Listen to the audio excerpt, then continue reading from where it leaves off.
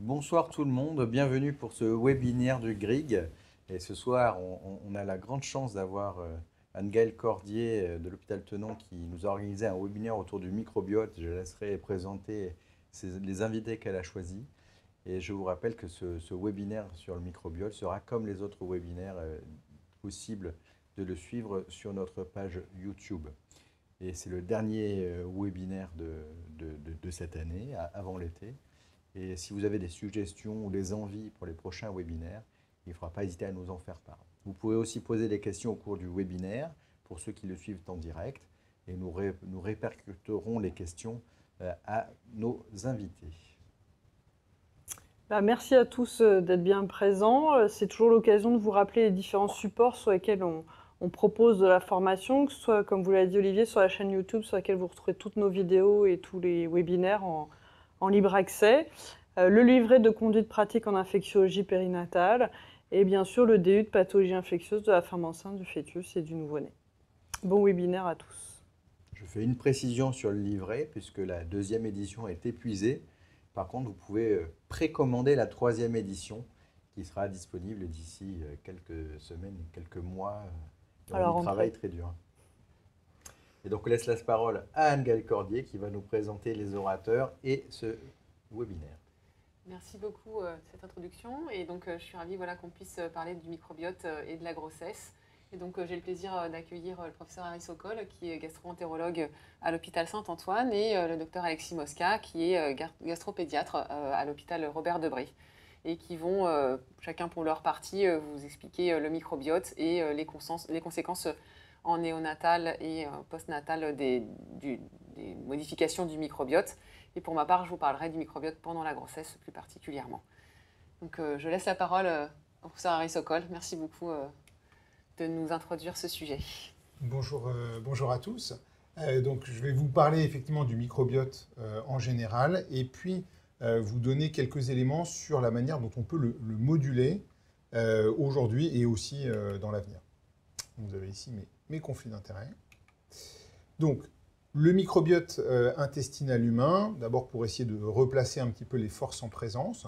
Donc pour un être humain qui pèse 70 kg, on a à peu près 2 kg de contenu intestinal. Il ne s'agit pas que de micro-organismes, il y a aussi beaucoup d'eau. On estime aujourd'hui qu'on a autant de bactéries dans l'intestin que de cellules dans notre corps, c'est-à-dire de l'ordre de 10 puissance 13. Et dans 1 gramme de matière fécale, 1 gramme c'est vraiment une toute petite quantité, on a plus de 100 milliards de micro-organismes.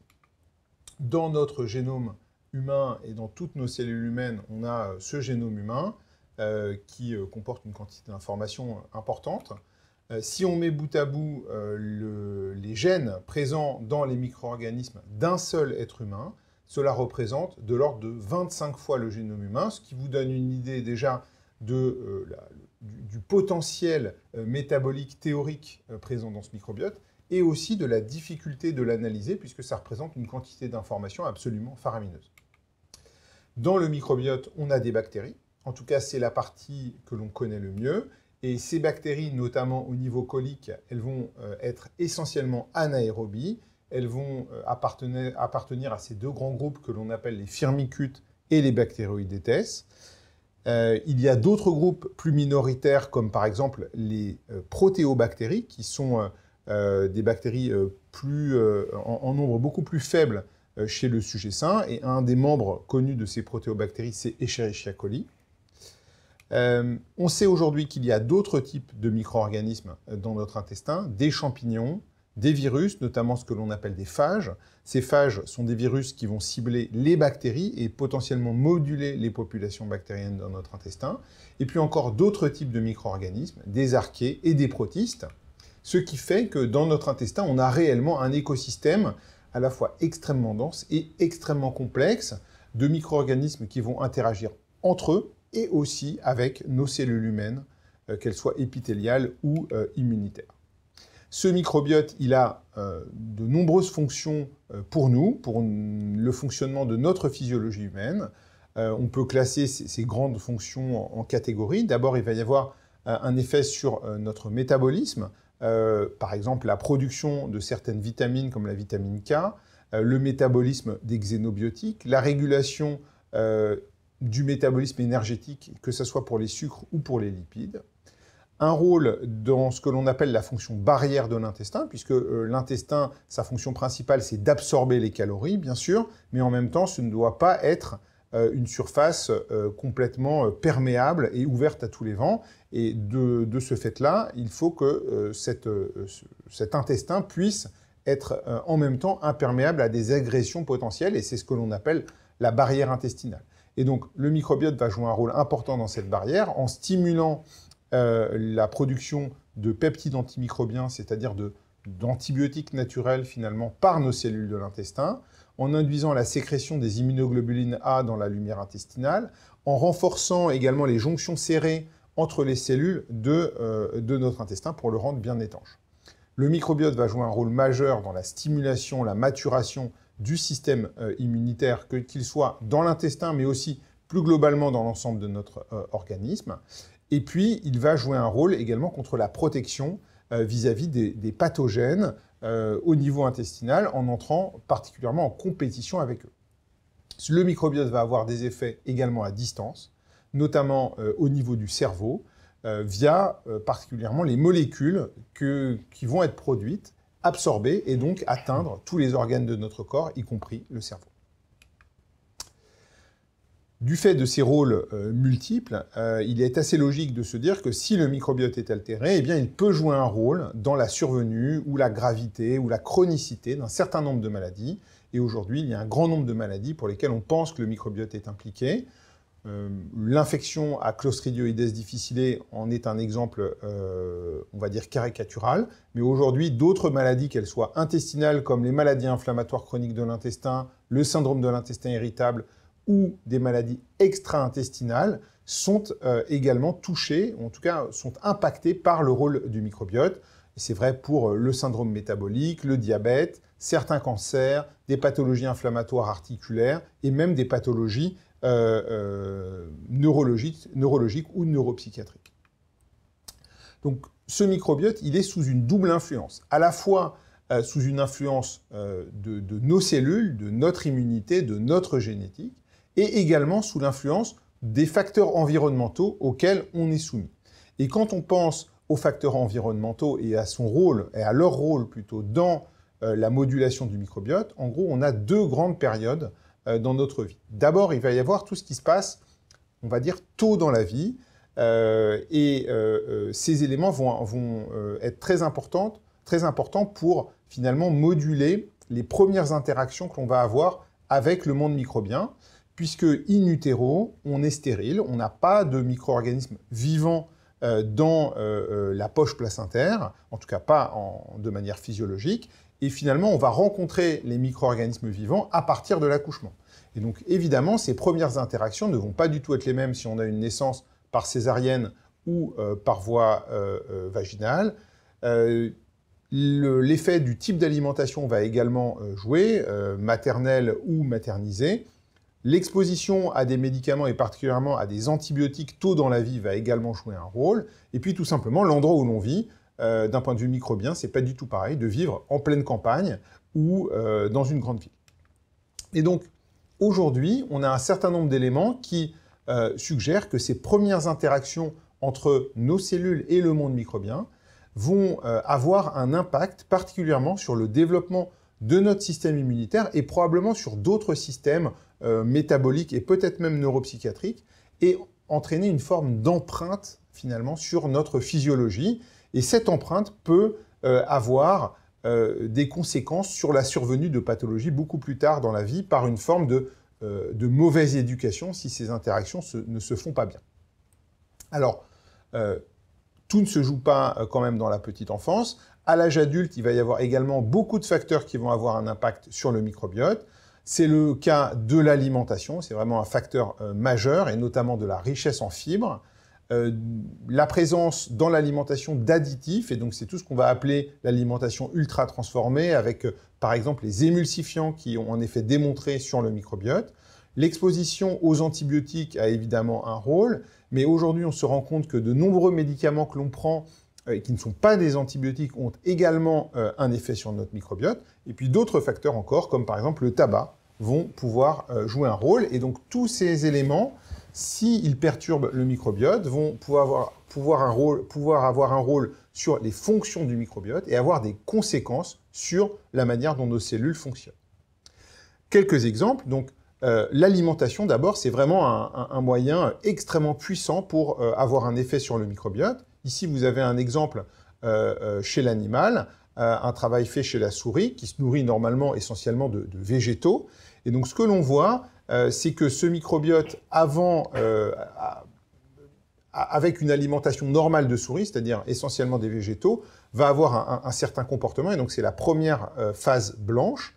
Et si on change l'alimentation et qu'on donne une alimentation basée sur des protéines animales, c'est la partie verte, on voit que ce microbiote va se modifier complètement. Et si on revient après cette perturbation au régime alimentaire habituel de la souris, eh bien, son microbiote va revenir à l'état normal. Et là, vous voyez que ce sont des changements très rapides, puisque l'échelle est en jours. Donc, en quelques jours de changement alimentaire, le microbiote va se modifier. Ici, un autre travail qui a été publié il y a quelques années, mais qui est très illustratif, qui a comparé le microbiote intestinal d'enfants vivant soit en Afrique rurale au Burkina Faso, soit en Europe, et en l'occurrence en Italie.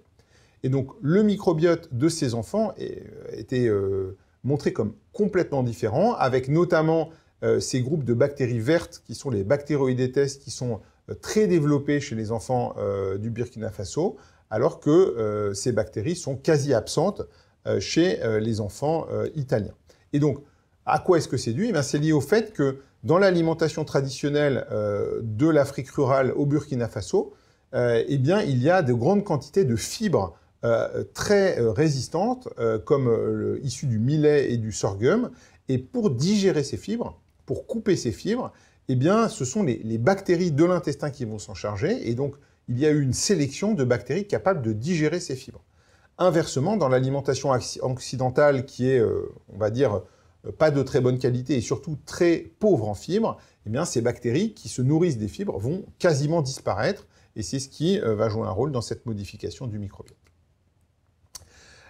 Alors, je vais vous parler d'autres types d'interventions qui peuvent modifier le microbiote, et cette fois-ci dans un contexte pathologique, en prenant l'exemple des maladies inflammatoires chroniques de l'intestin, qui sont des maladies dans lesquelles on connaît le rôle du microbiote depuis très longtemps, et donc pour lesquelles on a un recul en termes de recherche qui est plus important que dans beaucoup d'autres situations. Donc, ces maladies, comme vous le savez, il y en a deux types, la maladie de Crohn et la rectocolite hémorragique, qui vont affecter des sujets jeunes, altérer leur qualité de vie. Ce sont des maladies qui vont se passer avec des périodes de poussée et de rémission, pour lesquelles on n'a malheureusement pas de traitement curatif, et qui vont pouvoir se compliquer, de poussées sévères nécessitant une hospitalisation, mais aussi d'infections, voire de certains cancers, reliés soit à l'inflammation sous-jacente, soit au traitement immunosuppresseur qu'on est obligé de donner à ces patients. Ce ne sont pas des maladies rares. La prévalence en France est supérieure à 200 000 cas et elle augmente partout dans le monde. Donc aujourd'hui, après des centaines d'études évaluant le microbiote de ces patients, on sait que ce microbiote, il est altéré avec certaines bactéries qui vont avoir tendance à diminuer, comme par exemple la bactérie qui est en gras ici, qui s'appelle Faecalibacterium prausnitzii, et inversement, d'autres bactéries qui vont avoir tendance à augmenter, comme certains Escherichia coli ou certains Klebsiella pneumoniae. Et donc, il y a plusieurs stratégies thérapeutiques que l'on peut imaginer pour cibler ce microbiote. D'abord, on peut essayer de taper, d'inhiber, de bloquer certaines bactéries délétères. Et pour cela, on peut utiliser soit des antibiotiques, mais le problème, c'est que ce n'est pas très spécifique et donc on va avoir des effets aussi sur d'autres bactéries potentiellement bénéfiques. Et puis, on peut utiliser une technique, une approche plus spécifique qui est basée sur les phages. Donc les phages, je vous en ai parlé, ce sont ces virus qui ciblent les bactéries. Et contrairement aux antibiotiques, ces phages vont être très spécifiques d'une bactérie donnée. Et donc, on va pouvoir un petit peu avoir une frappe chirurgicale sur une bactérie. Et donc, voilà un exemple de travail qui a été publié l'année dernière, qui a essayé de cibler cette bactérie Klebsiella pneumoniae dans le microbiote intestinal. Donc, comme je vous le disais, cette bactérie, elle augmente chez les patients qui ont une maladie inflammatoire chronique de l'intestin. Et donc, dans ce travail, c'était montré dans 4 cohortes, dont une cohorte française qui vient d'ailleurs de notre hôpital. Dans des souris, cette bactérie elle a un effet pro-inflammatoire. Ici, c'était des souris qui étaient invalidées pour l'interleukine 10, et lorsqu'elles étaient colonisées par cette bactérie, eh bien, il y avait une inflammation qui survenait dans l'intestin. Les auteurs ont montré que lorsqu'on utilisait un phage, et même un cocktail de phages ciblant ce Klebsiella pneumoniae, on était non seulement capable chez la souris de diminuer la charge de cette bactérie, donc on était effectivement capable de tuer en grande partie cette bactérie, et en même temps, on améliorait l'inflammation chez les animaux. Et puis, ce qui est assez unique, c'est que dans ce travail, il y a eu un essai chez l'homme, alors chez des sujets sains, qui a cherché uniquement à montrer qu'il était possible d'administrer des phages dans un but thérapeutique chez l'être humain, et que ce n'était pas toxique. Alors maintenant, il reste bien sûr à démontrer s'il y a un effet sur l'inflammation et sur les niveaux de cette bactérie qui ne sont en l'occurrence pas retrouvés chez les sujets sains.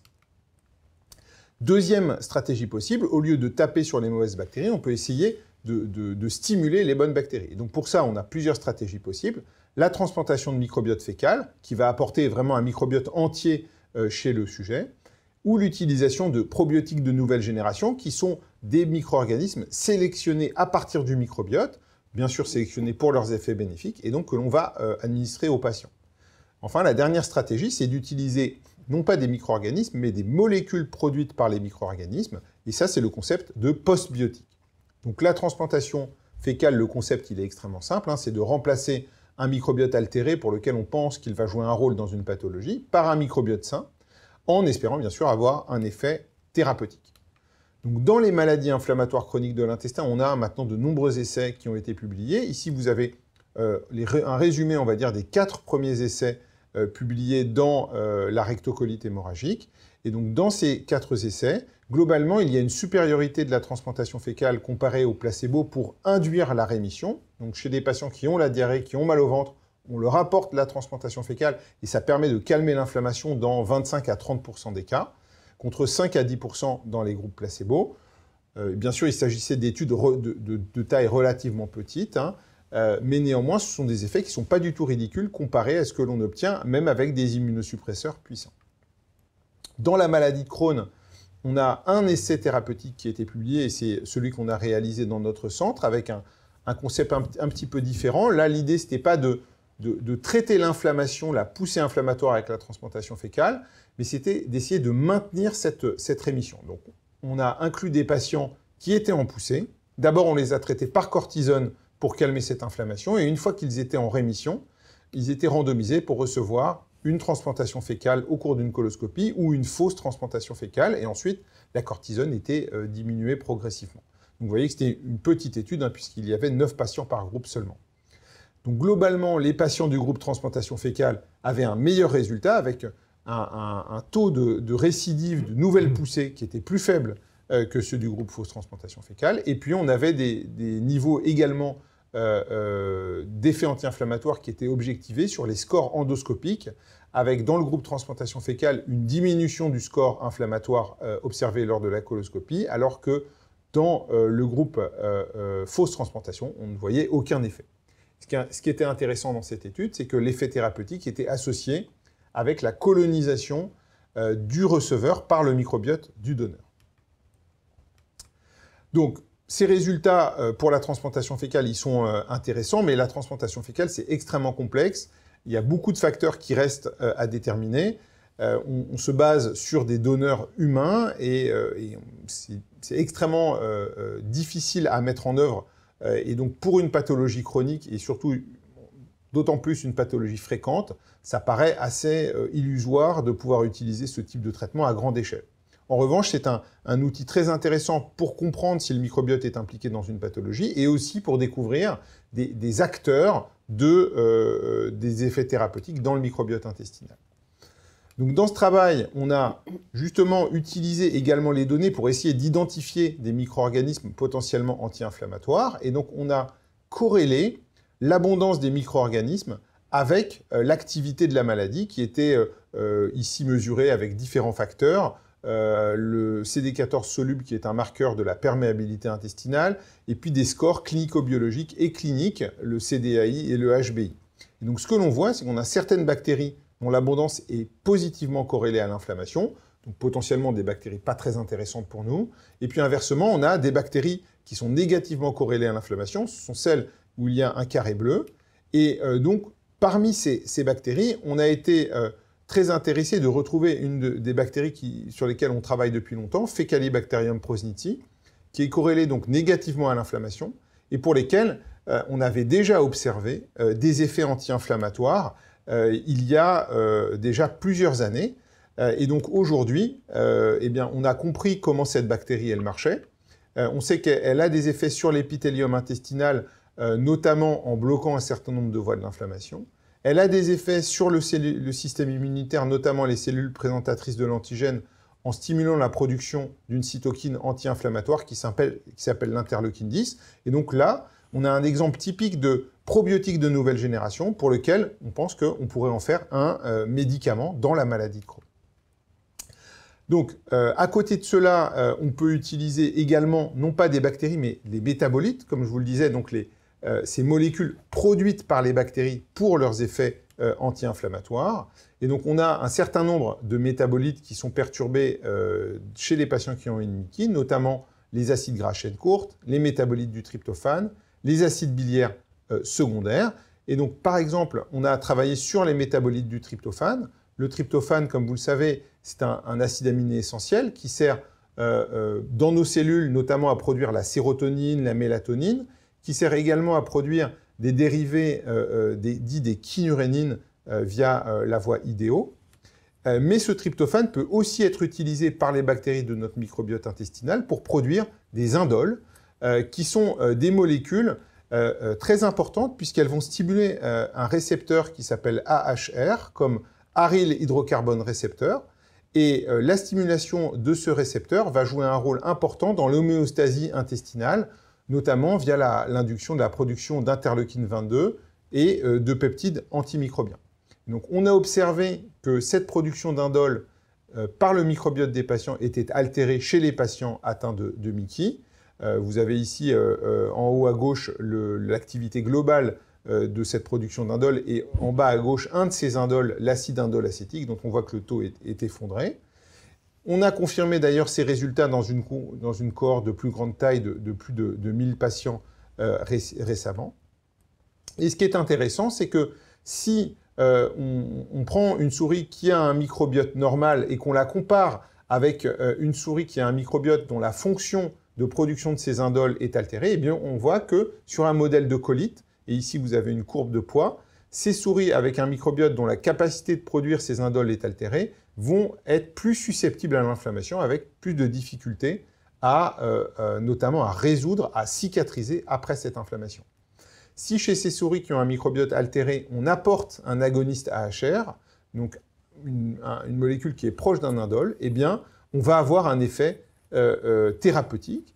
Et si au lieu d'utiliser une molécule, on utilise une bactérie qui est capable de produire ces molécules, ces indoles, eh bien, on a également un effet thérapeutique. Donc, plus récemment, on a recherché dans le microbiote humain d'autres bactéries capables d'activer cette voie AHR. On a screené comme ça une cinquantaine de bactéries. On a trouvé certaines bactéries qui n'activaient pas du tout cette voie et d'autres qui, au contraire, étaient très efficaces pour l'activation de cette voie. On en a sélectionné une et on a vérifié que chez des souris, cette bactérie était capable effectivement d'activer la voie AHR et pour cela, on a regardé des gènes dont on sait qu'ils sont cibles de ce récepteur AHR, comme par exemple CYP1A1, et on voit qu'on a bien une induction. Ce qui est intéressant, c'est que si on administre cette bactérie à des souris qui ont une inflammation intestinale, eh bien on a un effet thérapeutique, que ce soit sur les scores cliniques, sur le poids des souris, sur l'histologie. Et si on reproduit cette expérience chez des souris qui sont invalidées pour AHR, donc pour des souris KO pour AHR, eh bien on perd complètement la protection, suggérant que l'effet passe par ce récepteur.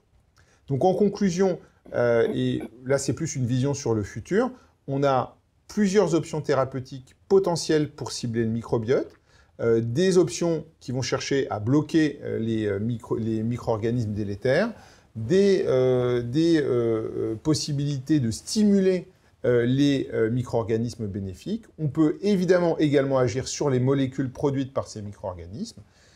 Et si on arrive à mieux comprendre comment tout ce système fonctionne, on pourra avoir des interventions thérapeutiques qui seront beaucoup plus ciblées sur les micro-organismes ou les molécules d'intérêt. Voilà, je vous remercie pour votre attention. Merci beaucoup, Aristocole. On va poursuivre. On fera toutes les questions à la fin. Ça, c'était la suite. C'était du bonus. C'était du bonus. Et on va parler de l'impact du microbiote maternel sur l'issue de grossesse. Maintenant que vous avez eu une belle overview du microbiote, de ce que c'était, comment on pouvait agir dessus, on va essayer de voir un petit peu ce qui est connu par rapport à la grossesse sur le microbiote. Et vous allez voir, il y a des choses qui commencent à sortir et je pense que c'est important de les connaître. Donc dans le contexte global du microbiote et de sa modulation, on sait que c'est une entité qui est dynamique, qui va interagir avec des réseaux moléculaires et cellulaires. Vous venez de voir que c'est quelque chose qui est vraiment au centre de beaucoup d'éléments dans le fonctionnement.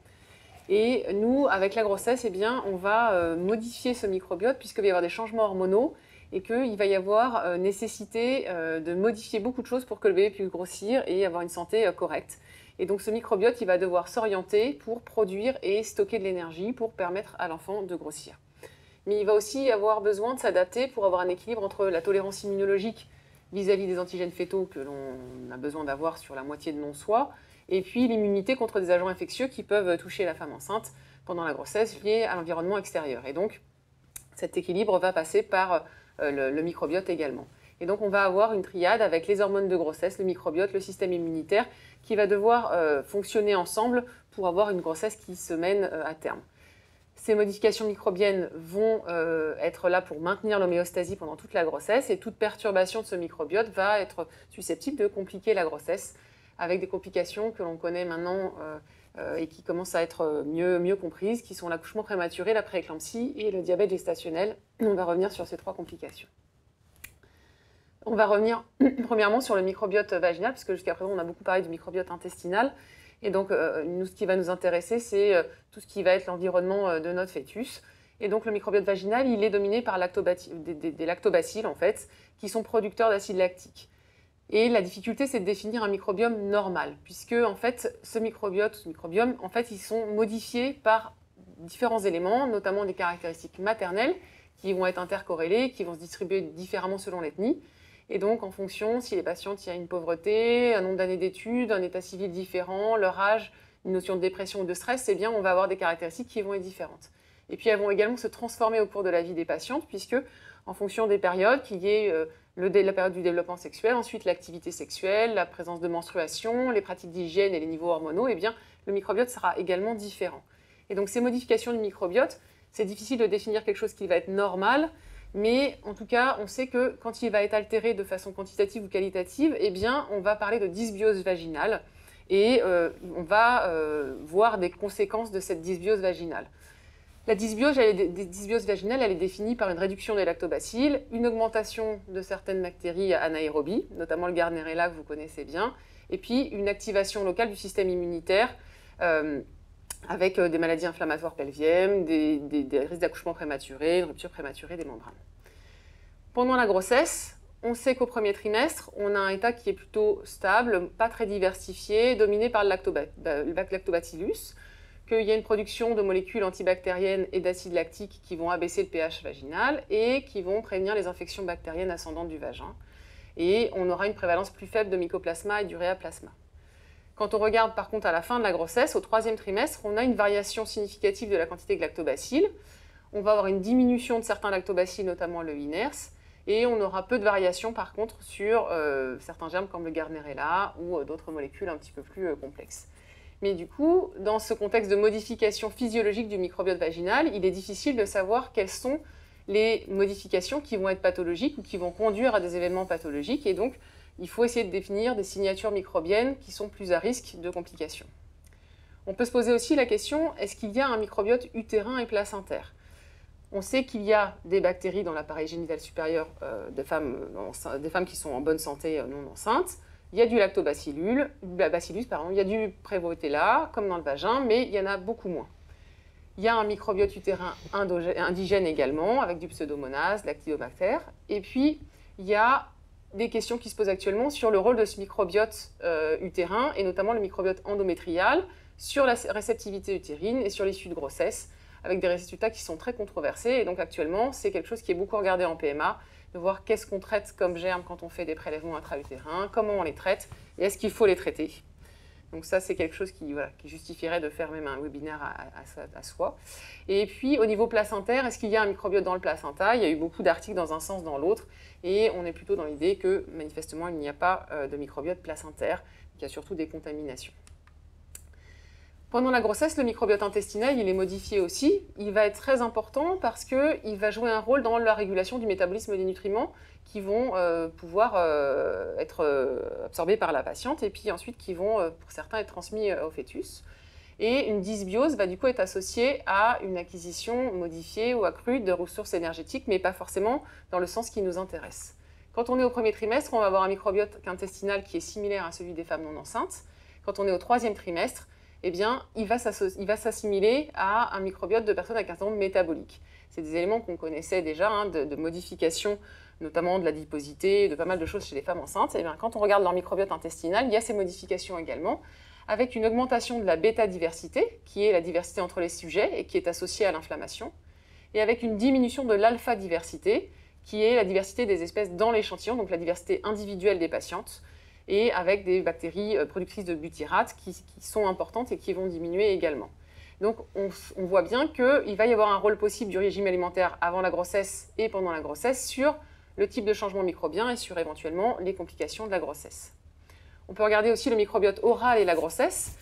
On parle souvent la sécurité sociale envoie aux patientes un petit papier pour qu'elles aillent voir leur dentiste. Eh bien, il y a une bonne raison, c'est qu'on a pendant la grossesse des modifications très limitées du microbiome oral, mais par contre, on sait quand même qu'on a une augmentation de certains éléments qui sont connus comme présents dans la fabrication des caries dentaires, comme le Streptococcus mutans, et qu'on a aussi une augmentation des agents pathogènes parodontoses qui peut expliquer en partie l'augmentation des saignements gingivaux des patientes. Donc vous avez une explication des petits symptômes que les patientes vous présentent régulièrement en consultation. Si on rentre dans le vif du sujet, c'est vraiment savoir est-ce que finalement, les modifications du microbiote, ou en tout cas notre signature de microbiote vaginal, va avoir un impact sur le développement de notre grossesse, sur des complications de notre grossesse. La première chose qui nous intéresse, c'est quand même l'accouchement prématuré. On a quand même 10% des naissances dans le monde qui sont prématurées. C'est une cause majeure de mortalité et de morbidité néonatale. On sait également qu'il y a énormément de facteurs qui peuvent déclencher un travail prématuré, mais c'est important de regarder si le microbiome peut impacter. Et on sait que le microbiome, quand il va avoir une faible diversité qui va être dominée par des lactobacilles, eh bien, il va être considéré comme sain et protégé des infections. Et par contre, s'il est très diversifié, qu'il y a peu de lactobacilles et qu'il y a beaucoup de bactéries anaérobies, eh bien, on va être dans la diagnostic d'une dysbiose, d'une vaginose bactérienne, qu'on a pour habitude de traiter un peu brutalement avec certains antibiotiques. Et on va se dire, est-ce qu'il y a vraiment un lien avec le risque d'accouchement prématuré quand on a ces modifications du microbiome? Il y a une discordance entre les différentes études sur la causalité effectivement entre dysbiose, vaginose bactérienne et puis accouchement prématuré, avec différents articles qu'on va revoir ensemble. En tout cas, c'est important d'essayer de définir cette relation parce que la dysbiose vaginale, elle touche des millions de femmes. Et donc, s'il y a vraiment un rôle du microbiome vaginal dans les naissances prématurées, eh bien, vu ce qu'on vous a expliqué avant sur les modifications que l'on peut faire sur ce microbiome, eh bien, on a une possibilité de diminuer ce nombre d'accouchements prématurés. Donc, quand on regarde sur les articles qui sont sortis dans la littérature, eh bien, on voit sur certaines méta-analyses qu'il y a quand même des profils qui sont plus ou moins associés au risque d'accouchement prématuré, et notamment la faible teneur en lactobacilles va augmenter le risque d'accouchement prématuré.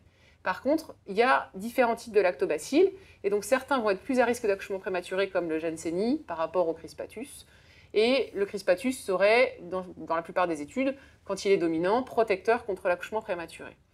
Donc on arrive quand même à définir des profils plus favorables et des profils moins favorables, avec du coup le fait d'avoir peu de lactobacilles va être connu comme favoriser la possibilité d'avoir d'autres bactéries qui vont être plutôt pro-inflammatoires, sécréter des cytokines, et favoriser les ruptures prématurées des membranes ou l'accouchement prématuré. On voit que si on a plus de lactobacilles inerces, eh bien, on va avoir plus de diversité dans le microbiome et donc éventuellement plus d'accouchements prématurés. On voit également qu'il y a une association entre Lactobacillus iners et l'adhésion du Gardnerella. Donc toutes ces choses-là sont extrêmement liées et vont, si on modifie l'équilibre, eh bien, avoir un impact sur l'issue de grossesse probablement.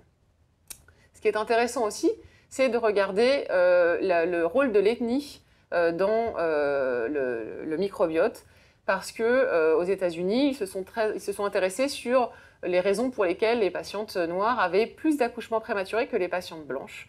Et ils sont allés regarder leur microbiote en fonction de leur ethnie et se sont rendus compte qu'il y avait plus de diversité alpha chez les patientes à peau noire, qu'il y avait plus de Lactobacillus iners, moins de Lactobacillus crispatus, et donc plus d'accouchements prématurés.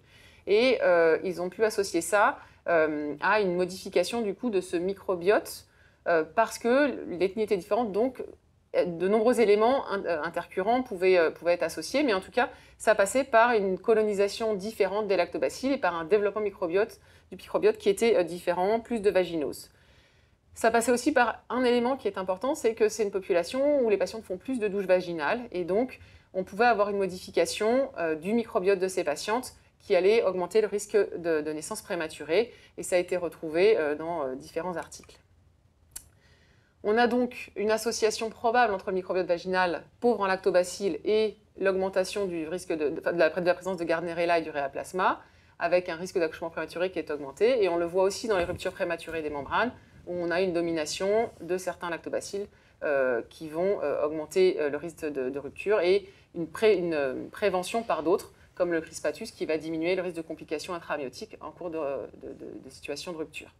Et puis quand on regarde aussi les profils cytokiniques chez les patientes, eh bien, on voit qu'il y a une association entre certaines bactéries, certaines modifications des profils d'expression de cytokines chez les patientes qui vont avoir des ruptures ou des accouchements prématurés. Donc on peut considérer qu'il y a probablement une signature microbienne et cytokinique qui peut être utilisée comme un facteur prédictif d'accouchement prématuré. Est-ce qu'il y a une association entre le microbiote oral et le risque d'accouchement prématuré? C'est également des choses qui ont été regardées et on voit que les soins dentaires prénataux réduisent le risque du portage d'agents pathogènes buccaux qui peuvent être associés au carie mais qui peuvent être aussi associés à des complications au niveau des gencives et que certains taux de bactéries comme le Fusobacterium va être fortement associé à l'accouchement prématuré. Donc l'hygiène dentaire, le microbiote oral sont très importants également. Et quand on regarde une revue de la littérature qui reprenait quand même 22 études avec un grand nombre de patientes, eh bien on voit que les patientes qui avaient des parodontites avaient un risque accru d'accouchement prématuré et de petits pour l'âge gestationnel. Et que le traitement de ces pathologies parodontales pouvait réduire le nombre de naissances prématurées. Donc on a vraiment un intérêt à s'y intéresser. L'autre grande complication qui nous intéresse en suivi de grossesse, c'est le risque de prééclampsie. Et quand on regarde les patientes qui ont des prééclampsies, eh bien, on retrouve plus d'agents pathogènes opportunistes, avec une corrélation avec le risque d'hypertension, de protéinurie, d'œdème, de modification du bilan hépatique et de modification de la créatinine. Pourquoi? Parce que ces bactéries vont augmenter la biosynthèse du LPS par une augmentation des bactéroïdes, par une modification des concentrations fécales et plasmatiques de LPS. Et tous ces éléments ont un impact sur le développement de ces symptômes de prééclampsie, avec une corrélation dans le risque de développer une hypertension et une protéinurie. Et puis, on a aussi moins de bactéries bénéfiques dans les situations de prééclampsie, avec des bactéries comme le Faecalibacterium, qui est une bactérie qui produit des acides gras à chaîne courte, qui sont des choses qui sont bénéfiques pour l'évolution de la grossesse. D'autres molécules qui avaient une fonction anti-inflammatoire, qui favorisent l'homéostasie, qui renforcent cette fonction de barrière intestinale, qui sont diminuées. Et donc, on augmente le risque d'hypertension artérielle. Et pareil, on réduit la production d'acides gras à chaîne courte, pareil, qui avait un effet bénéfique et qui, via la diminution de certaines bactéries comme les firmicutes, vont augmenter le risque de prééclampsie. Donc vous voyez, ce déséquilibre dans le microbiote induit le risque de prééclampsie. Alors là, on a un petit problème sur le texte, mais bon, c'est pas grave. On a en tout cas, sur cette étude, évalué justement l'impact de certaines bactéries sur le risque de prééclampsie, et on a vu que certaines bactéries, comme le Bifidobacterium, avaient un effet protecteur, avec un ratio qui était à 0,76. Donc c'est très important d'essayer de lier ce microbiote avec les risques de prééclampsie, et on voit que si on arrive à diminuer, diminue la production d'acide butyrique, on augmente le risque de prééclampsie. Donc voilà, donc il y a différents éléments qui vont tous dans le même sens. Des éléments qui vont aller améliorer la fonction endothéliale, d'autres qui vont aller la détériorer et qui vont impacter le risque de prééclampsie. Cette autre étude qui était très intéressante, où ils ont comparé des patientes avec une prééclampsie versus des patientes sans prééclampsie. Ils ont regardé le microbiote intestinal de ces patientes et ils ont montré une diminution de l'alpha-diversité avec une augmentation de ces bactéries dont je vous ai parlé tout à l'heure qui étaient plutôt pro-prééclampsie et la diminution de celles qui étaient favorisant une homéostasie.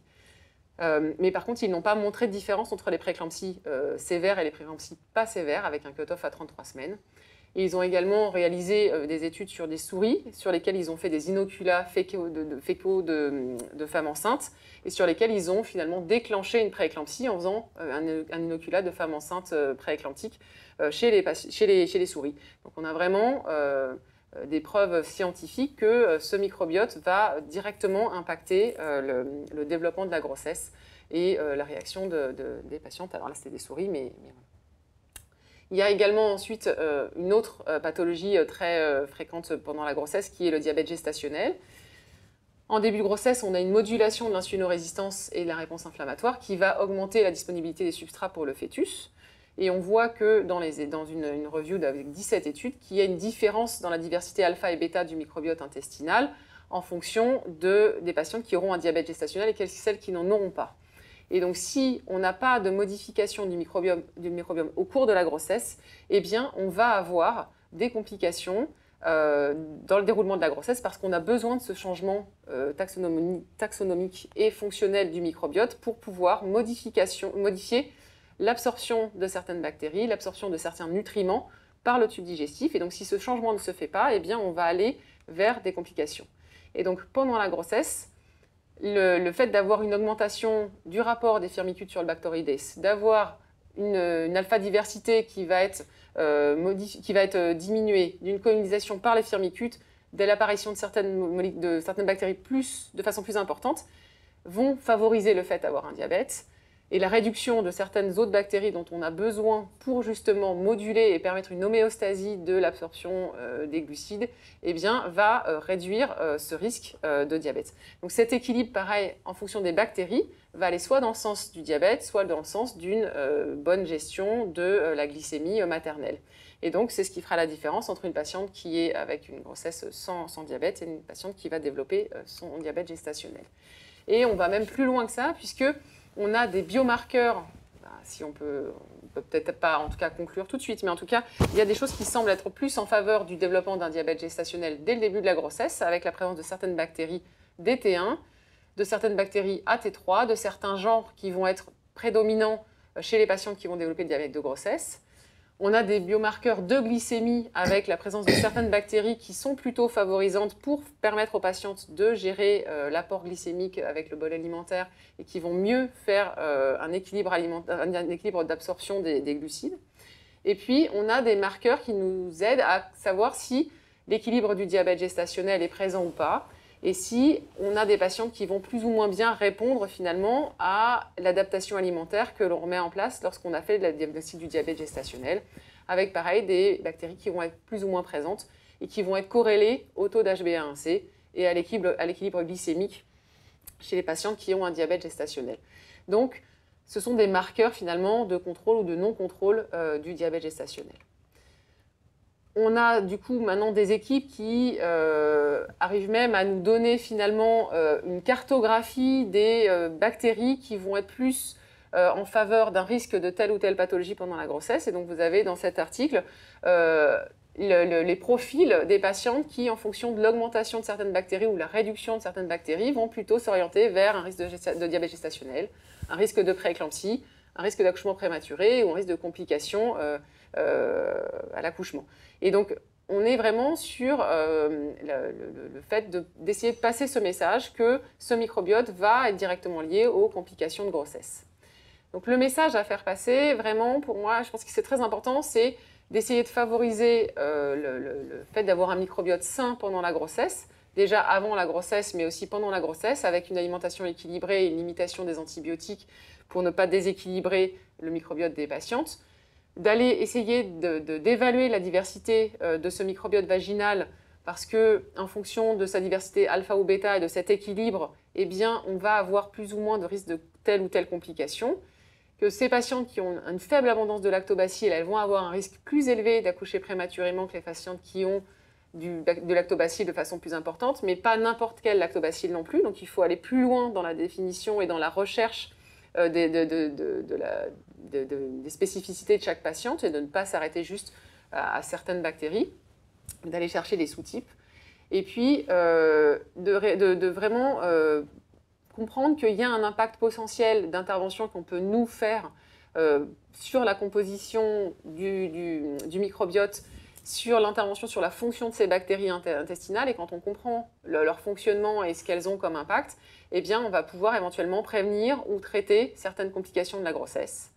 Donc il faut élaborer des stratégies préventives et moduler ce microbiote en utilisant les différentes thérapeutiques qui vous ont été expliquées par professeur Sokol, que ce soit du pré, du per, du pro, du post. En tout cas, il faut comprendre que tout ce qu'on va faire comme interaction sur ce microbiote va éventuellement avoir des conséquences sur la grossesse et sur ses complications.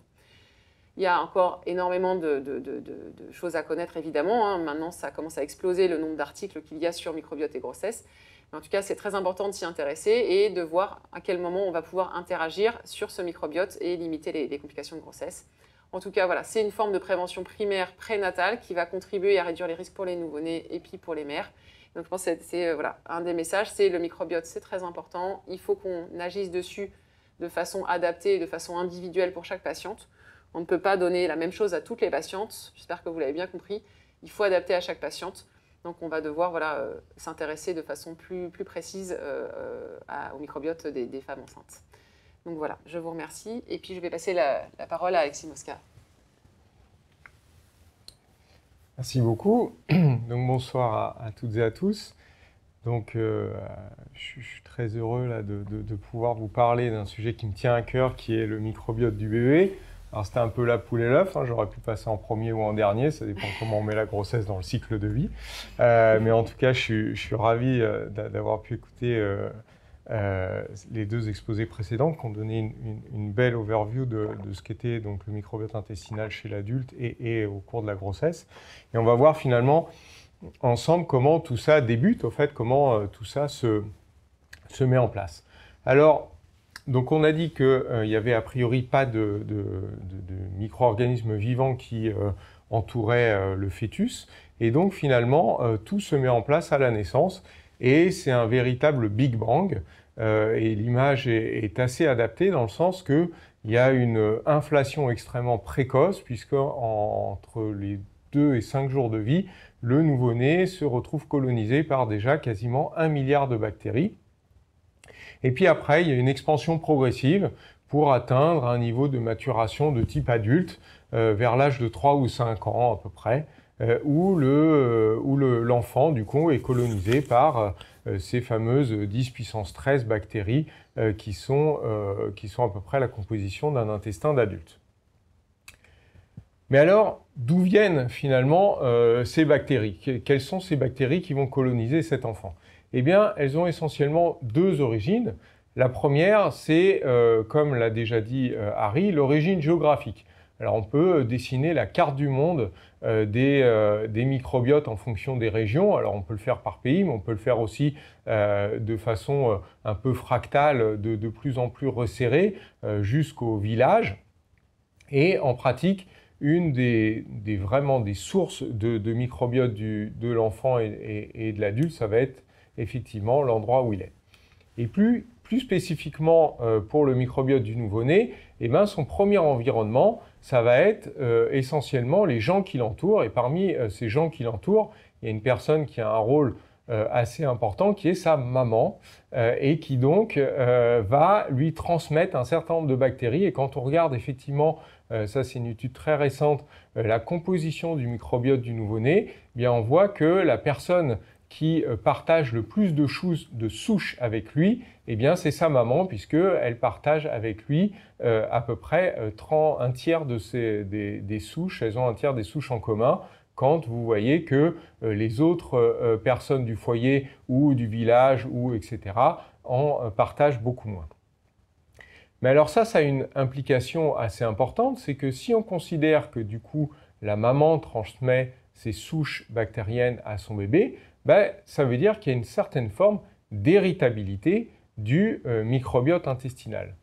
Or, si on remonte les générations, et donc on revient au début de l'espèce humaine, alors notre fond génétique, lui, c'est évidemment pas modifié ou très très peu modifié. En revanche, le microbiote qui a été transmis de génération en génération, lui, c'est grandement modifié. Alors pourquoi? Eh bien parce que l'environnement a changé. Comme l'a bien dit Harry Sokol, un des facteurs majeurs qui module le microbiote intestinal, c'est l'alimentation. Et on est assez peu aujourd'hui à avoir une diète de chasseurs-cueilleurs.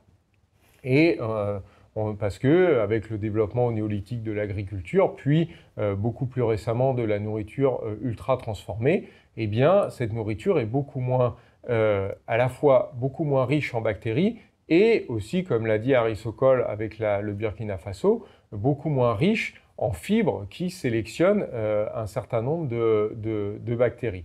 Plus, rajouter à ça toutes les pratiques d'hygiène, les antibiotiques, la césarienne dont on va reparler, fait qu'aujourd'hui, une maman transmet beaucoup moins de bactéries à son bébé que le faisait la maman Cro-Magnon. Alors, vous allez me dire, c'est sympa de me le dire, mais comment tu fais, comment tu le prouves? Alors, un des premiers indices, c'était justement de comparer le microbiote des gens qui vivaient aujourd'hui comme des chasseurs-cueilleurs, il y a en particulier certaines populations en Tanzanie, les Hadza, voilà, et donc on voit effectivement que ces Hadza ont un microbiote beaucoup plus riche et diversifié. Et puis, il y a des auteurs qui, il y a quelques années, ont été même plus loin, puisqu'ils ont réussi l'exploit un peu technique de retrouver la composition du microbiote de Cro-Magnon dans des grottes, donc à partir de coprolite. Et ils ont remarqué qu'effectivement, il était beaucoup moins riche. Alors, beaucoup moins riche, ça veut dire quoi? Ça veut dire une réelle extinction de la biodiversité, puisqu'il y a 38% d'espèces en moins aujourd'hui que ne l'avait Cro-Magnon. Alors, maintenant qu'on a dit ça, qu'est-ce que ça peut avoir comme conséquence? Eh bien, on l'a dit, le microbiote, il a un rôle en particulier d'éducation des systèmes immunitaires, métaboliques. Et donc, on peut imaginer que si en début de vie, on a un microbiote qui est déplété, qui est altéré, qui n'est pas celui qui était ancestral, eh ben, on peut penser que l'éducation de ces systèmes va se faire de façon elle-même altérée et donc avoir des conséquences sur le phénotype du bébé. Et c'est ce qu'on va voir sur des études essentiellement cliniques et précliniques qui ont été publiées ces dernières années.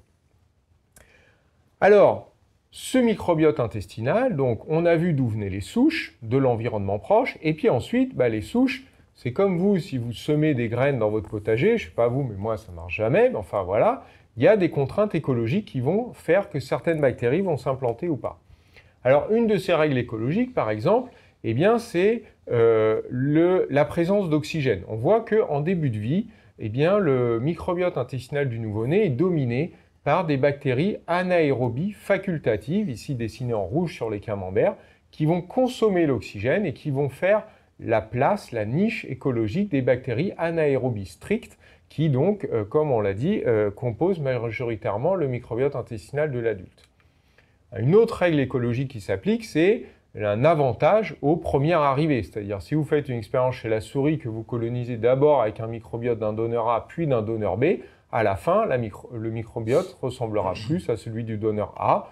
Et l'inverse, si vous commencez par B puis A, ça ressemblera plus au donneur B. Donc, on voit que les toutes premières souches qui vont arriver vont avoir une importance parce qu'elles vont être favorisées pour s'implanter par rapport aux suivantes. Et alors ensuite, au-delà de ces règles écologiques, il y a les facteurs externes qui vont moduler la composition de ce microbiote intestinal.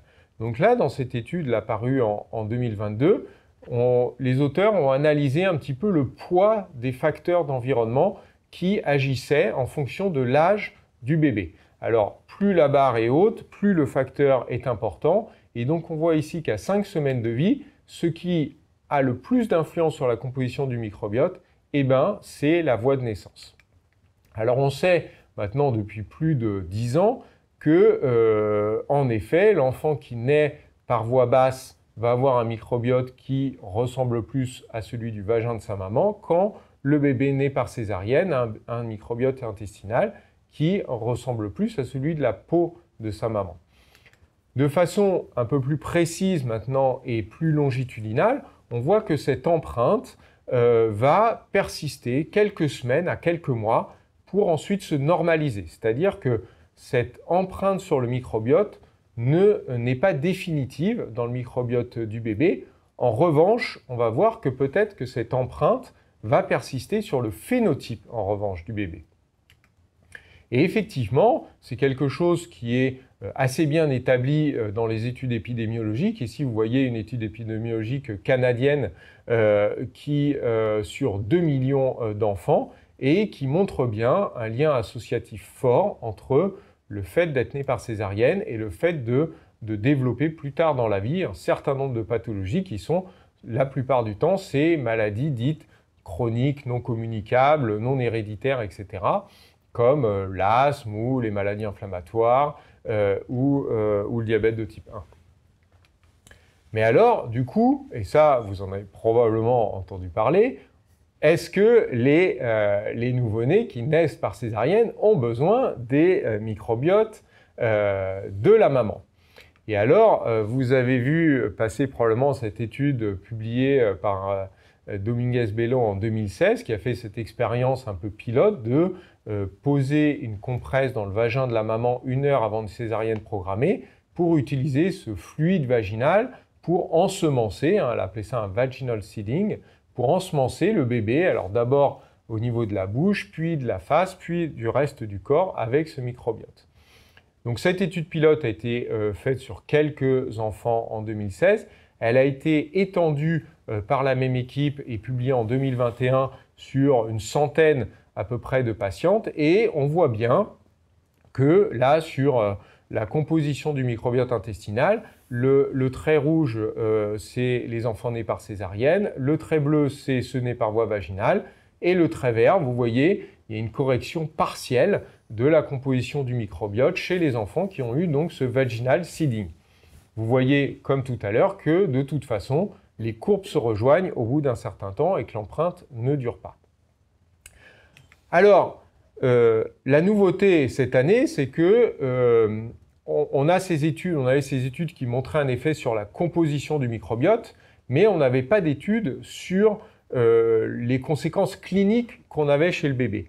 Et là, je vais vous montrer 2 études qui ont été publiées vraiment ces derniers jours et ces dernières semaines, qui sont des essais randomisés, contrôlés, où on a pris soit une compresse qui restait dans le sérum FI, soit la compresse qui était dans le vagin, et on ensemençait les bébés, et les gens ne savaient pas quelle compresse était utilisée.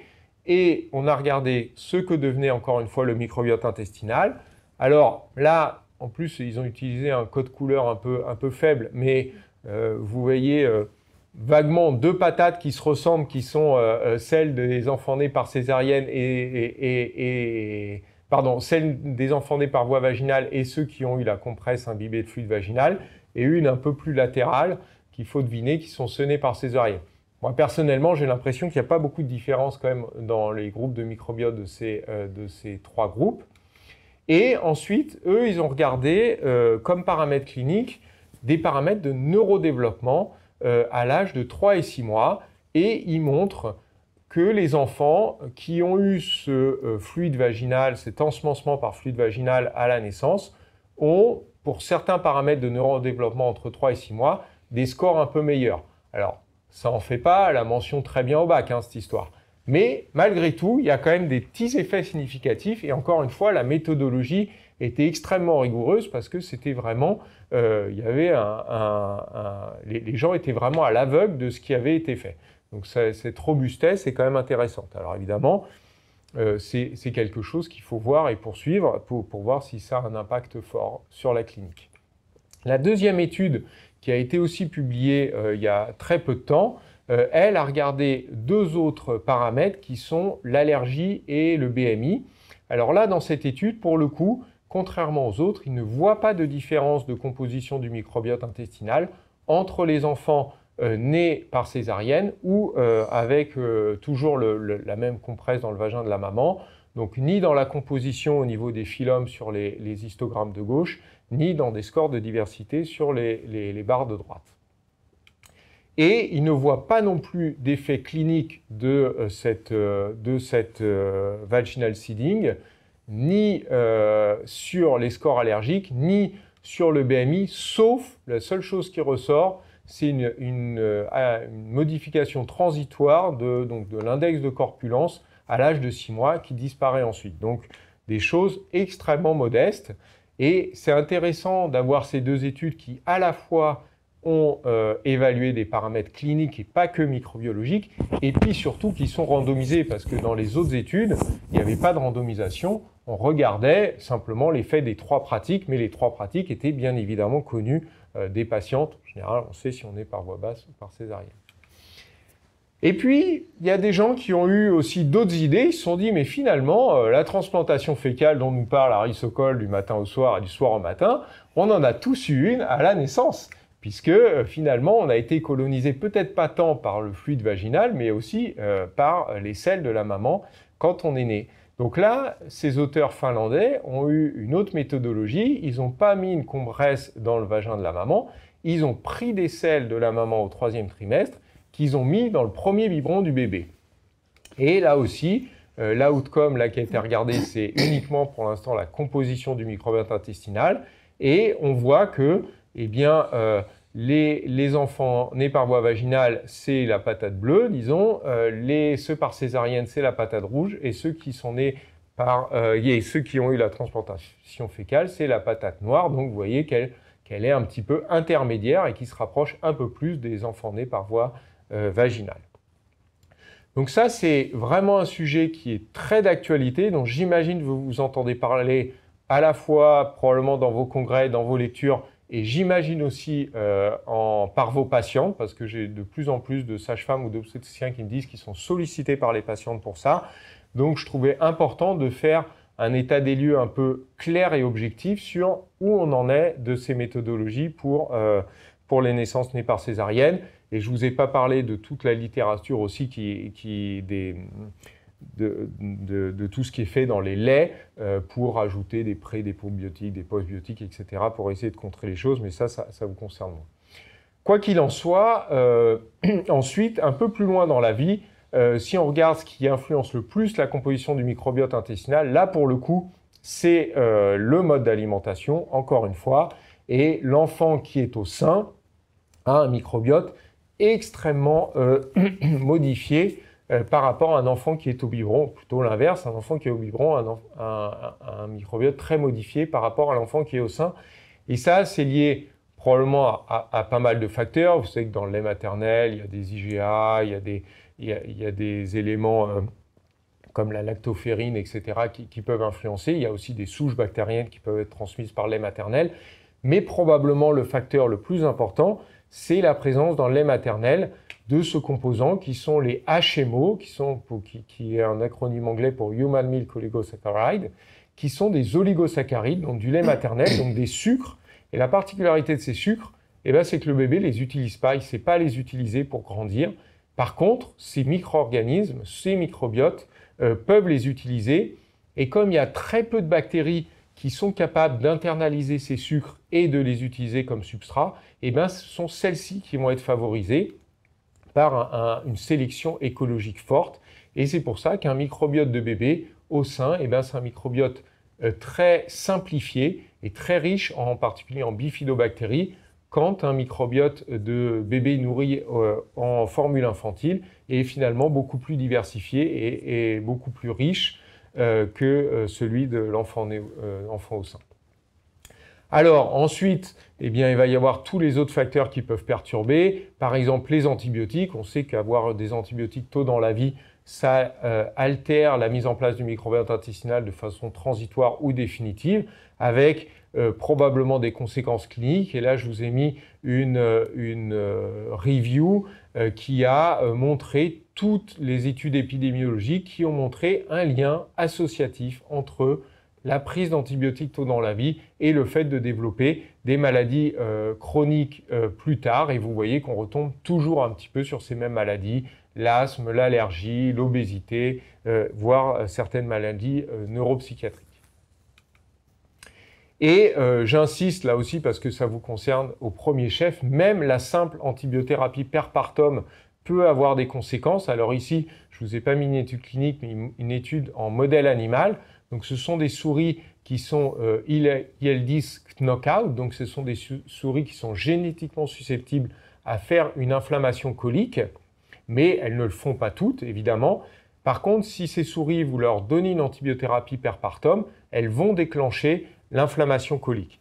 Et ce qui est intéressant, c'est que ces auteurs, quelques années plus tard, ont essayé de voir comment ils pouvaient réverser ce phénotype. Et ils ont montré que s'ils réinstillaient des micro-organismes à l'âge adulte chez la souris, ils ne réversaient pas le phénotype, alors que s'ils redonnaient des microbiotes à la souris avant l'âge du sevrage, ce qui correspond à l'âge de la diversification chez l'homme, eh bien, ils réversaient le phénotype, ce qui montre bien, encore une fois, comme on a dit, l'empreinte phénotypique des désordres du microbiote intestinal quand ils ont lieu tôt dans la vie.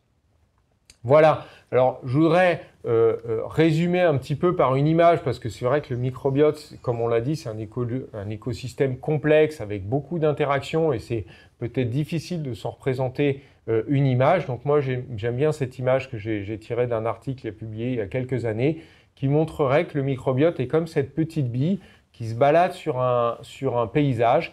Et ben, vous voyez qu'au début, le nouveau-né, la petite bille, elle est sur un paysage, elle peut aller un petit peu partout. Et puis, au fur et à mesure, elle va creuser sa vallée de stabilité, c'est-à-dire le microbiote s'enrichissant, il va être de plus en plus résistant et résilient aux perturbations. Et la question, c'est de savoir dans quel puits va aller la petite bille. Est-ce qu'elle va aller vers un état plutôt de santé ou un état altéré?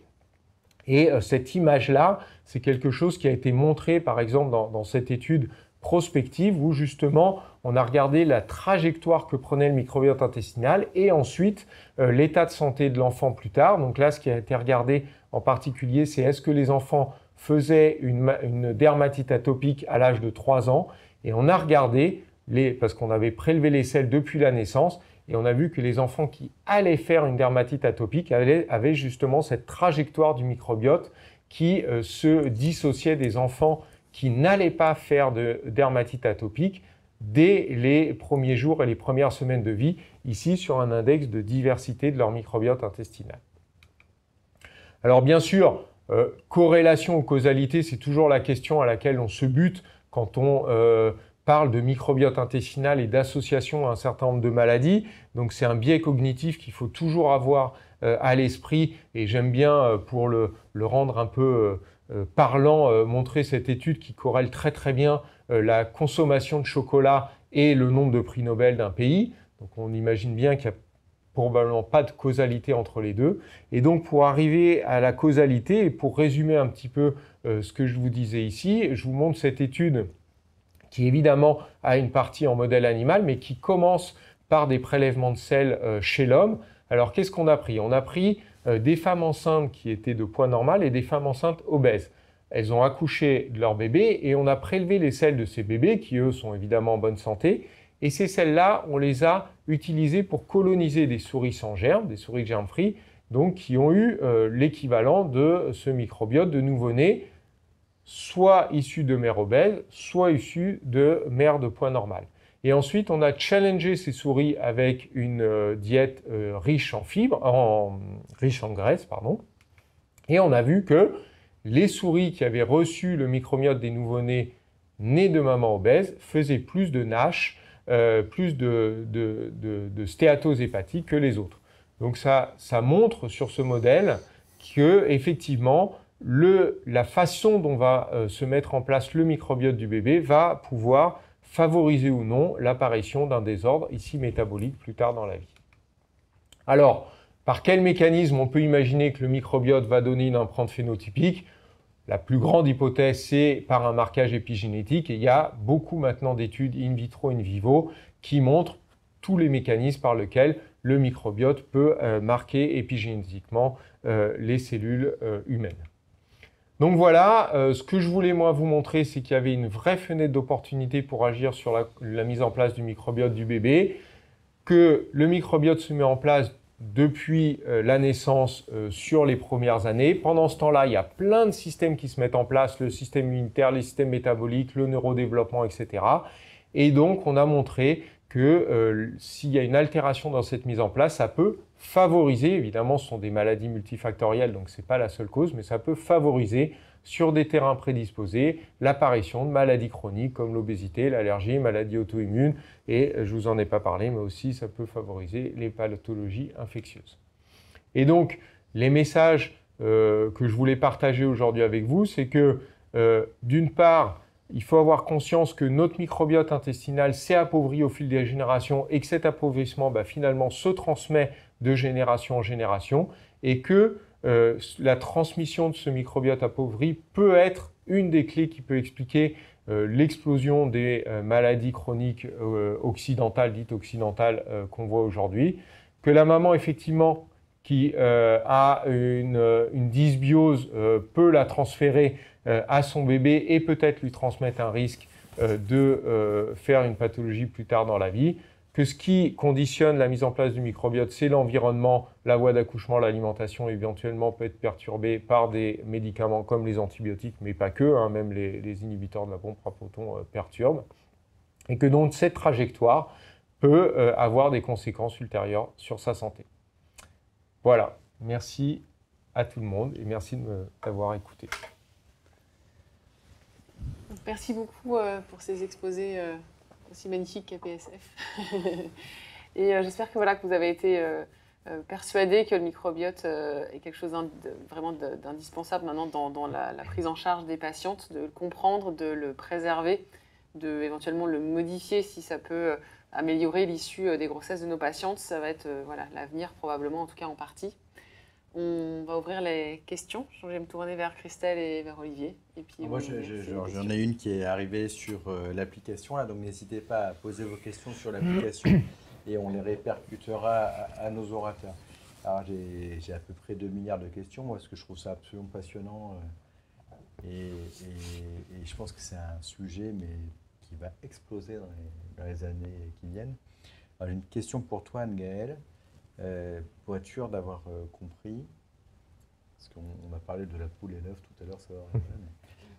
Quand tu as tes patientes qui ont un microbiome perturbé avec un accouchement prématuré ou une prééclampsie, ils sont perturbés au moment où il y a le diabète, la prématurité, la prééclampsie, ou ils sont perturbés avant et vont induire.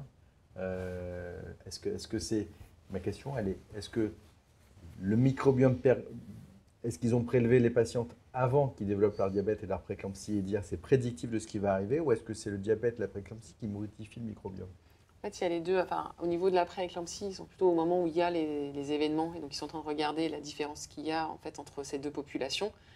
Mais en fait, quand ils ont fait les études justement sur l'animal, ils arrivent à induire en fait, la prééclampsie en prenant ce microbiote. Donc, en fait, c'est probablement ce microbiote qui était là, qui s'est soit pas modifié, en fait, alors qu'il aurait dû se modifier pendant la grossesse, qui va avoir induit par sa présence justement les mécanismes de la prééclampsie en partie, hein, ça contribue probablement, puisque tu arrives à la réinduire chez des souris par exemple.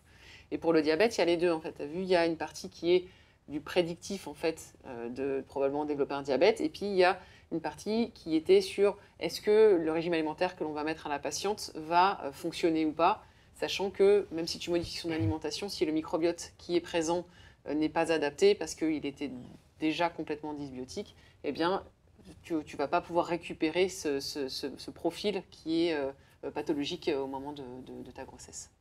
Alors la question qui a été posée, je vais la lire parce que je serai incapable de la répéter.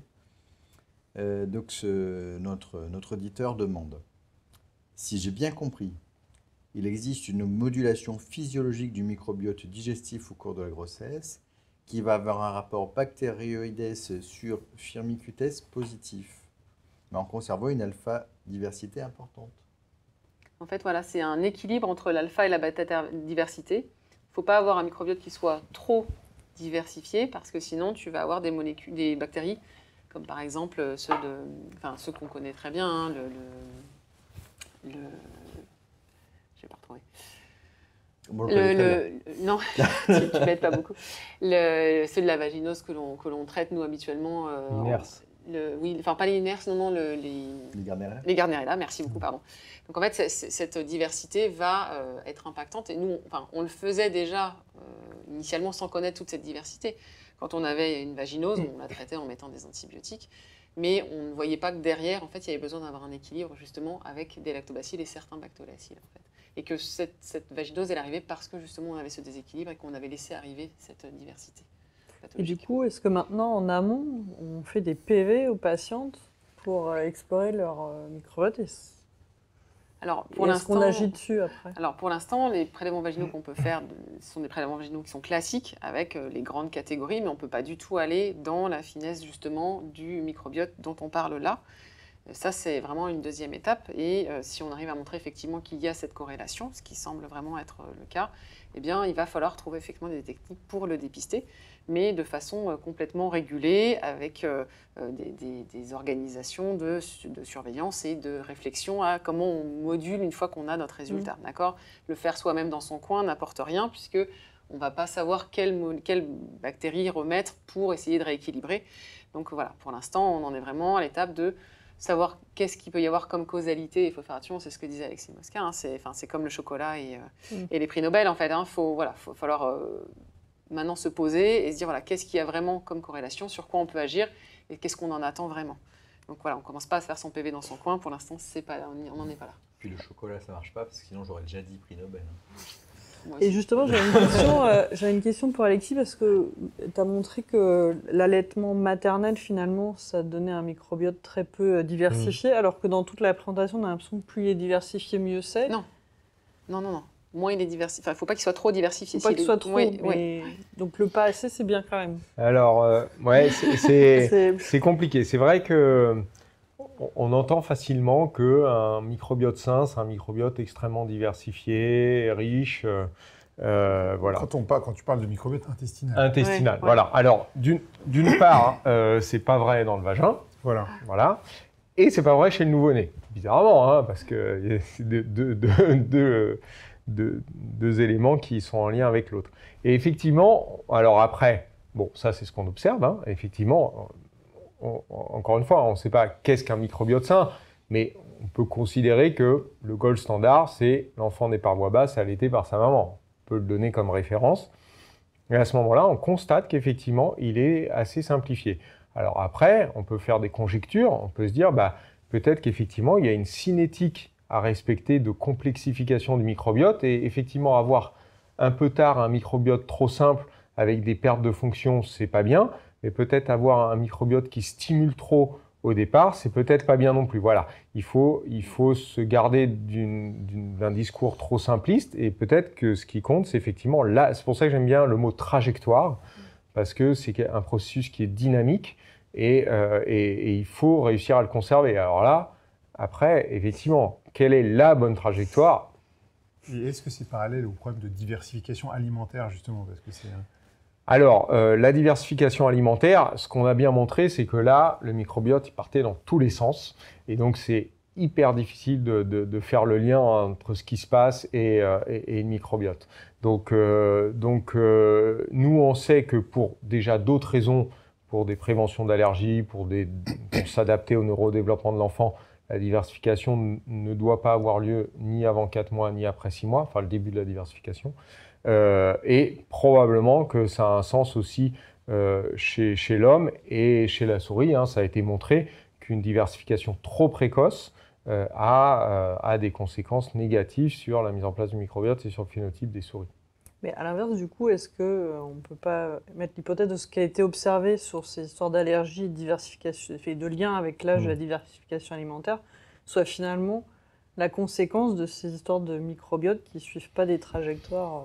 C'est envisagé C'est une hypothèse. C'est vrai que, alors moi je ne suis pas allergologue, mais de ce que j'en ai vu sur le microbiote et l'allergie, j'ai l'impression qu'on est un petit peu en train de changer de paradigme où jusqu'à présent, tout était concentré sur l'allergène. Il fallait le donner un peu, pas assez, trop tôt, par petites doses, etc. Et où finalement on se rend compte que ce qui compte peut-être le plus, c'est pas tellement l'allergène, à quel moment il est donné, en quelle quantité, etc. Mais c'est peut-être comment ton système immunitaire est éduqué vers un rôle de tolérance. Et ça, c'est l'environnement global et en particulier le microbiote qui va le mettre en place. On a des études un peu rigolotes, par exemple, qui montrent que on a montré que, vous savez, si vous avez tous des enfants, quand la tétine elle tombe par terre, il y a des mamans qui la ramassent, qui la mettent dans la bouche et qui la remettent à l'enfant. Et puis il y a des mamans qui la ramassent, qui vont la laver au lavabo et qui la remettent à l'enfant. On a montré que les enfants qui avaient la maman qui léchait la tétine, ils étaient moins allergiques que ceux qui avaient des mamans qui les nettoyaient. Alors, frappe le CMV, alors dis pas ça devant Olivier. Alors évidemment, ça a d'autres implications et probablement que les mamans qui lèchent là, comme ça ont probablement des pratiques d'hygiène moins poussées que celles qui vont tout stériliser, avec des conséquences probablement infectieuses qui peuvent avoir. Mais enfin, chez l'enfant, on est assez relax. Donc c'est probablement un tout. Et ça a été bien vu aussi chez les enfants dans la cohorte pasture en particulier, les enfants qui boivent du lait cru, qui vivent à la campagne, etc., ont moins de manifestations allergiques. Et là, on ne joue pas sur l'allergène, on joue sur l'environnement. Alors, j'ai 2 questions par une sage-femme qui pose la question sur l'ensemencement. Donc, l'ensemencement vaginal pose question. Recommanderiez-vous l'imprégnation de compresses au niveau vaginal sous réserve d'avoir un résultat de PV normal, c'est-à-dire prouvant que la patiente a une flore vaginale équilibrée et que les IST, chlamydia et gonocoque, soient négatifs, voire herpès et CMV. Et elle dit, dans ce cas, faudrait-il faire des PV et PCR pour être sûr de ne pas être délétère pour le nouveau-né en lui administrant de façon volontaire des bactéries pathologiques? Alors, dans toutes les études que j'ai mentionnées, évidemment, les femmes étaient screenées pour être sûr qu'on ne donnait pas d'agent infectieux à l'enfant. Donc ça, c'est le côté safety. Donc, en termes de safety, là, pour le coup, je ne suis pas gynéco-obstétricien, j'imagine que si on vérifie qu'il n'y a pas les pathogènes, on peut le faire. Maintenant, en termes d'efficacité, j'étais justement extrêmement heureux et soulagé d'avoir enfin, là, ces derniers jours, ces dernières semaines, des études cliniques pour pouvoir voir un petit peu quelles étaient les conséquences de cette pratique. Et on voit qu'à ce jour, l'effet positif reste assez modeste. Donc, j'aurais du mal à ce jour à recommander ce genre de pratique. Je pense que ça mérite un peu plus d'éclaircissement et de toute façon, les recommandations, elles sont faites par les obstétriciens et sûrement pas par les pédiatres. Et puis, quid si la maman a un microbiote anormal? Voilà, c'est ce qu'on a vu par exemple avec les mamans, obèses, par exemple, qui peut-être aussi transmettaient un certain facteur de risque dysbiotique, je ne sais pas, à leur bébé. C'est pareil d'ailleurs chez les mamans, la même expérience a été faite chez les mamans qui ont une maladie inflammatoire intestinale, où on voit que les selles de leur nouveau-né transmis à des souris modulent l'imprinting immunologique de ces souriceaux. Donc effectivement, la diète, vous en avez parlé, si la maman a une diète très altérée, donc effectivement, pour l'instant, je pense que c'est prendre avec des pincettes. Oui, voilà. Je pense qu'il est très important de dire que dans les études, ils avaient vérifié qu'il n'y avait pas d'agents pathogènes dans les selles qu'ils mettaient, soit dans les biberons d'ailleurs, soit dans le prélèvement vaginal. Donc évidemment, même si les patients, moi ça m'est arrivé une fois qu'une patiente me le demande, mais effectivement, il ne faut pas le faire sans sous-contrôle, d'abord parce qu'on n'a pas de preuve du bénéfice, et d'autre part parce qu'on ne sait pas ce qu'on fait et si on n'est pas même délétère. Effectivement, si c'est pour donner au bébé un microbiote déséquilibré, c'est peut-être pas forcément une bonne idée. Du coup, on est vraiment dans la prévention, c'est-à-dire on évite de déséquilibrer le microbiote de la mère avant la grossesse et pendant, parce que finalement en curatif on n'a pas grand-chose, parce que si on va chez notre pharmacien préféré au coin de la rue, je pense qu'il y a 25 rayons de 350 boîtes de microbiotes qui sont étiquetés comme de probiotiques, étiquetés extraordinaires pour révolutionner sa santé, mais est-ce qu'ils ont vraiment un intérêt? Alors, il y a énormément effectivement de produits disponibles à base de probiotiques. Malheureusement, le nombre de probiotiques qui ont réellement fait l'objet d'essais thérapeutiques et qui ont en plus fait la preuve d'une efficacité sont extrêmement limités.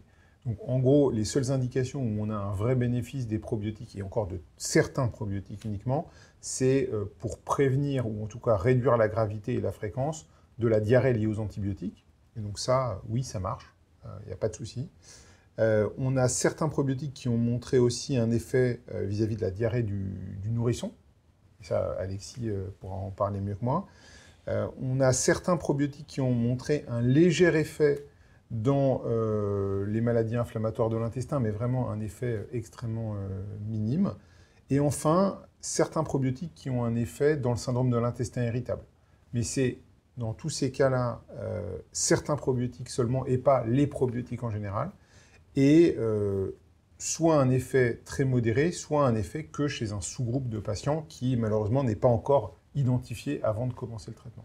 Donc là, je suis en train de me fâcher avec toute l'industrie pharmaceutique, avec tous les pharmaciens, parce que on leur sabre la moitié de leur gagne-pain avec ces médicaments qui ne servent à rien. Alors le problème, c'est pas forcément qu'ils servent à rien, c'est ça la difficulté. C'est-à-dire que si on parle du syndrome de l'intestin irritable, qui est, on va dire, une des indications principales pour lesquelles les patients prennent des probiotiques. Encore une fois, on en a certains qui ont montré une efficacité dans des essais thérapeutiques bien faits, et ils se comptent sur les doigts d'une seule main, je peux vous le dire, voire même d'un seul doigt. À côté de ça, vous avez un grand nombre de probiotiques qui n'ont juste pas fait l'objet d'études. Et certains patients vont vous dire, moi je prends ce probiotique et effectivement je me sens beaucoup mieux. Et d'autres vont vous dire qu'il ne se passe rien. Donc on est un petit peu obligé d'être, on va dire, d'avoir une approche un peu empirique et pragmatique. Dans le syndrome de l'intestin irritable, on peut se le permettre parce que ça ne tue pas les gens. Ce n'est pas une maladie grave dans le sens où voilà, il va y avoir une complication. Mais dans toutes les autres pathologies où c'est un petit peu plus risqué d'attendre, évidemment qu'on ne peut pas se permettre d'essayer comme ça des probiotiques, se donner 2 mois et puis en essayer un autre.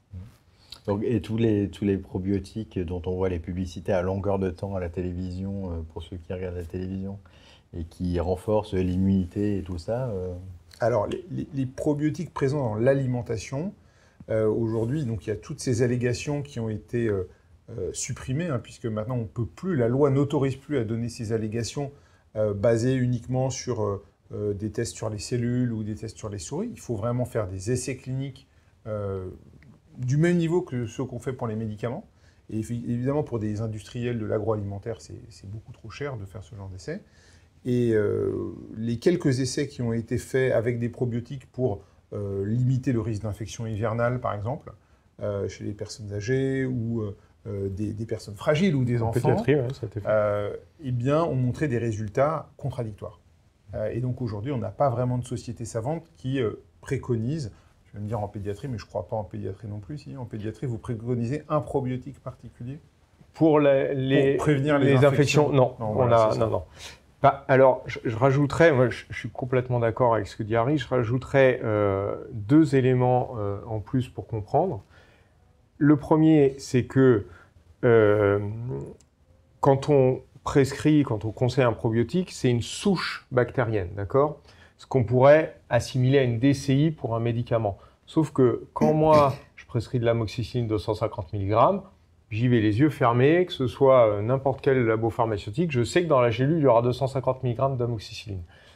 Quand je veux prescrire une souche probiotique, je ne peux pas prescrire une souche probiotique. Il faut que je prescrive un complément alimentaire qui contient cette souche probiotique. Or, il a été montré que, en fonction du fabricant, il n'y a pas forcément dans la gélule exactement la souche, dans les bonnes quantités, pas de contaminants, etc., etc. Et je vais vous donner un exemple extrêmement parlant de cette problématique. C'est justement chez le prématuré, dont on a bien montré le rôle du microbiome dans la survenue de l'entérocolite ulcéro-nécrosante, qui est une maladie qui a une morbimortalité effroyable. Or, les méta-analyses, la Cochrane Review, qui d'habitude dit on ne peut rien dire, là elle dit il faut donner des probiotiques, ça réduit de 50% la mortalité. Mais une fois que vous avez dit ça, vous n'avez rien dit, parce qu'on ne sait pas lesquels, et même quand on regarde les souches, je veux dire, je comprends mes collègues néonatologues qui ont des bébés qui font 500-800 grammes et qui ne veulent pas prendre le risque de donner un complément alimentaire dont ils ne sont pas absolument sûrs qu'il contient cette souche et que cette souche est dans ces quantités, etc. Ça, c'est un premier élément. Le deuxième élément, c'est qu'avec la modulation du microbiote, comme l'a bien dit Harry, on va agir pas directement par un effet biologique ou physico-chimique, on va on va être médié par un effet écologique, c'est-à-dire on va modifier un écosystème qui, lui, va avoir un effet sur le corps. Or, en fonction de l'écosystème dans lequel va arriver ce probiotique, il a bien été montré qu'en fonction de votre écosystème, il y avait des souches qui allaient s'implanter, d'autres pas s'implanter. Et donc, vous ne pouvez pas aujourd'hui prédire si je te donne un probiotique, est-ce que tu vas le garder ou pas le garder. Et donc ça peut éventuellement limiter l'effet aussi. Donc finalement, on en revient. Alors, il y a une question à laquelle tu viens de répondre. Donc il y a Florence qui demande quels sont les probiotiques à prescrire alors. Je crois que la réponse est assez claire. Pour qui? Ça Pour les dépend bébés, pour pour qui les et pourquoi. adultes, pour les femmes enceintes. Donc en tout cas, chez la femme enceinte, je dirais qu'il n'y en a à peu près aucun. Et après, donc les rares cas de En problèmes gros, digestifs. voilà, pour la dont tu as diarrhée parlé. liée aux antibiotiques, il y a 2 probiotiques, la Saccharomyces boulardii et Lactobacillus GG. Et ce sont d'ailleurs les mêmes que l'on retrouve pour la diarrhée du nourrisson. D'accord. Et donc, du coup, je pense que l'idéal, finalement, c'est de revenir à la prévention. Et la prévention, c'est le minimum d'antibiotiques, pas de douche vaginale, ça c'est hyper important. Et c'est une alimentation équilibrée avec des produits qui ne soient pas ultra transformés Et riche en fibres. et riches en fibres. Ah, j'ai aussi une question, mais tu as une question, Christelle? Non, ou pas vas-y. Est-ce qu'il y a une influence du microbiote sur la présence de virus dans le vagin? Est-ce qu'il y a Dans le vagin, je ne sais pas. Dans l'intestin, oui. Dans l'intestin, il y a d'abord il y a différents types de virus. Il y a des virus essentiellement bactériens, c'est-à-dire les phages, qui sont les virus qui infectent les phages et tuent les phages et qui ont normalement assez peu d'effets sur nos cellules, même si on commence à voir certains effets aussi de ces virus bactériens sur nos cellules humaines. Et puis, il peut aussi y avoir des virus eucaryotes, hein, donc nos virus à nous. Et effectivement, il semble qu'il y ait des interactions entre les bactéries et les virus. Maintenant, est-ce que ces interactions sont directes ou indirectes via le système immunitaire, c'est-à-dire le virus qui a un effet sur le système immunitaire, donc modification de l'environnement et donc effet sur le microbiote bactérien, et inversement, le microbiote bactérien qui a un effet sur le système immunitaire, donc qui a un effet sur la réponse antivirale. Tout ça, ça reste encore complexe. Donc, en tout cas, il y a pas mal de choses à étudier. Il y a un essai en cours qui va débuter de Jeanne Sibut qui s'appelle Predimap sur la prédisposition sur l'analyse des prélèvements bactériologiques au moment chez les patientes qui ont des symptômes de risque d'accouchement prématuré pour voir un petit peu la corrélation. Mais tout ça, ça va prendre beaucoup de temps. Le problème qu'on a, je pense, c'est un problème presque un peu philosophique, c'est-à-dire que là, on est en train de découvrir l'impact que peut avoir tout ce microbiote sur la grossesse et le développement de maladies à long terme, et que finalement, les industriels vont essayer de nous vendre des médicaments sans qu'on ait aucune preuve de leur intérêt. Et le temps que l'on trouve un médicament, qu'on l'évalue, il y en a pour 5 ans, 10 ans, 15 ans, Oui. avant de trouver le médicament qui pourra améliorer. Et en plus, je pense que ce sera un peu... Maintenant, on fait des chimiothérapies qui sont extrêmement ciblées en fonction de tas de facteurs de réponse d'une cellule par rapport à tout ça. Probablement que ce sera vraiment des micro-antibiothérapies avec des phages qui seront individualisés patient par patient, quoi. Ouais. Alors, il y a 2 aspects. Il y a le côté de médecine personnalisée, et c'est vrai que finalement, à part en cancérologie, on en est quand même assez loin. Et puis après, il y a effectivement transformer cette science du microbiote qui explose complètement, que ce soit dans la grossesse, mais dans tous les domaines de la médecine, en outils réellement utilisables par le docteur au quotidien. Et on est vraiment dans cette phase-là. Donc il y a des outils thérapeutiques qui existent déjà. On a parlé de transplantation fécale. Aujourd'hui, on fait de la transplantation fécale pour les infections récidivantes à Clostridioides difficile avec une efficacité spectaculaire. C'est une pratique qui est évaluée dans d'autres indications, même si elle a beaucoup de contraintes, et donc on imagine mal l'utiliser pour des maladies fréquentes et chroniques. Il y a beaucoup de probiotiques de nouvelle génération, donc au lieu d'utiliser finalement des probiotiques qui viennent de l'environnement, de végétaux ou autres, on va chercher dans le microbiote intestinal des bactéries qui ont des effets biologiques et essayer d'en faire des médicaments. Et il y a des premières études qui sortent. Par exemple, pour le Clostridium difficile, à nouveau, il y a un cocktail de bactéries qui a été publié il y a quelques semaines et qui montre un effet pas similaire à celui de la transplantation fécale, mais pas très loin. Et dans les maladies inflammatoires de l'intestin, il y a plusieurs bactéries qui sont à l'essai, et dans beaucoup d'autres indications, c'est à l'essai.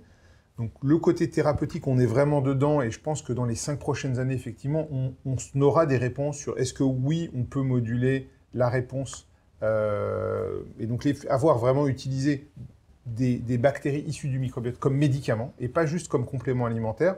Et ça, c'est vraiment le changement qui est en train de se faire. C'est l'idée de passer vraiment du complément alimentaire dont, voilà, au mieux, il n'est pas très efficace, et parfois, on ne sait même pas exactement ce qu'il y a dedans, à vraiment des médicaments calibrés avec du standard de médicaments et une efficacité thérapeutique. Et après, il y a aussi tout ce qui est autour des tests. On a parlé des tests sur le microbiote vaginal, mais il y a également des tests sur le microbiote fécal, où là, on a tout ce corpus scientifique qui est en train d'exploser, qui nous dit oui, le microbiote, il va nous servir à prédire des événements, à guider la thérapeutique, à faire du diagnostic. Et pour l'instant, on n'y est pas encore. C'est encore de la recherche. Mais là aussi, dans les prochaines années, on aura des tests basés sur le microbiote qui seront d'ailleurs probablement des tests précis et pas des tests très larges où on évalue très globalement les choses. C'est important, on en parlait, hein, de se dire que toutes les patients ne peuvent pas avoir les mêmes compléments, enfin si on peut appeler ça compléments alimentaires, compléments de microbiote. Oui. Toutes les patients ne peuvent pas prendre la même chose. Et si on est déséquilibre sur certaines choses, on va peut-être avoir des complications qu'elles n'auraient pas eues en ayant nous-mêmes induit un déséquilibre, voilà, en voulant dire à tout le monde qu'il faut prendre certaines bactéries, certaines choses qui vont être bien. Eh bien, on peut déséquilibrer quelque chose qui finalement fonctionnait bien. Et on n'a pas évalué pour l'instant l'impact de cette modification du microbiote de façon complètement aléatoire et non ciblée. Donc je pense que c'est très important de faire passer ce message qu'on ne donne pas n'importe quel probiotique aux patients Ce que je sans retiens, avoir c'est qu'on évalué. n'en donne pas du tout d'ailleurs. Pour l'instant, Pour en gynéco-obstétrique, je suis assez d'accord. Il y a Ouais, des c'est propositions qui sont faites, donc voilà. Est-ce que vous allez commencer un essai thérapeutique bientôt Non, sur la pas femme tout de suite. enceinte? Ah non, moi j'ai plus de questions. Bon, en tout cas, merci beaucoup. C'était passionnant. Il y a même des gens qui ont remercié pour ces topos hyper intéressants. C'est même pas super, c'est hyper intéressant. Donc, vous pouvez revoir tout ça en replay sur la page YouTube. On remercie bien entendu le CNJOF, le Collège national des gynécologues obstétriciens français, qui nous ont permis de réaliser ce webinaire. On remercie évidemment l'équipe de SOE événements à Fresnes qui sont toujours hyper motivés, hyper dynamiques pour nous aider. Christelle, un petit mot de la fin? Merci à tous. Écoutez, merci à tous et puis on se voit donc à la rentrée pour un prochain webinaire dont on n'a pas encore choisi le thème mais on va y travailler. Merci beaucoup. Merci. Merci. Au revoir. Au revoir, Au revoir. merci. Au revoir.